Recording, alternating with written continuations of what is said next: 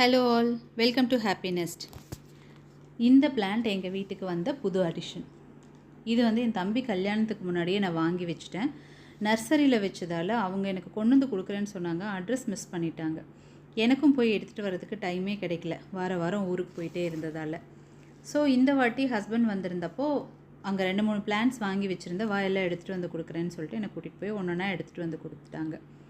ஆனால் அங்கே மழை பெஞ்சிட்டே இருந்ததுனால பிளான்ட்டோட லீஃப் எல்லாம் எல்லோ கலரில் ஆயிடுச்சு. ஸோ இதுக்கு வெயில் வேணும் அப்படின்னு சொல்லிட்டு வெயில் வர இடமா பார்த்து அதை வச்சுட்டோம். எடுத்துகிட்டு வந்து கொடுத்து என் ஹஸ்பண்ட் புனே கிளம்பிட்டாங்க. உனக்கு தீபாவளிக்கு தான் அவங்க ரிட்டர்ன் வர போகிறாங்க. ஸோ அவங்கள கொண்டு போய் பஸ் வச்சு விட்டுட்டு நாங்கள் போயிடுவோம். அவங்கள பஸ் ஏற்றி விட்டுட்டு ஸ்ருதி குட்டிக்கு டென்டல் செக்கப் இருந்துச்சு, அதுக்காக போயிருந்தோம். அந்த டென்டல் ஹாஸ்பிட்டலில் பார்த்திங்கன்னா நிறைய பிளான்ட் வச்சுருப்பாங்க. அது பயங்கர ஹெல்த்தியாக இருக்கும். அவங்க அடிக்கடி அதனோட பிளேசஸ் எல்லாம் மாற்றிக்கிட்டே இருப்பாங்க. அவங்க டேபிள் மேலே ஒரு பிளேஸில் பிளான்ட் வச்சுருப்பாங்க.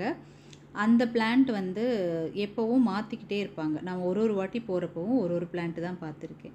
இது எப்படி மெயின்டைன் பண்ணுறீங்க அப்படின்னு சொல்லிட்டு அங்கேருந்து ரிசப்ஷனிஸ்ட்டை கேட்டப்போ அவங்க கிளம்புறப்போ பிளான்ட் எல்லாம் தூக்கி வெளியில் வச்சுட்டு போயிடுவாங்களாம், வெயில் மழை எல்லாம் வர இடத்துல. அடுத்த நாள் காலையில் 10 மணிக்கு தான் உள்ளே எடுத்து வைப்பாங்களாம். ஸோ பிளான்ட்ஸ்க்கெல்லாம் வெயில் ரொம்ப முக்கியம். இது எனக்கு ஒரு டிப்பு.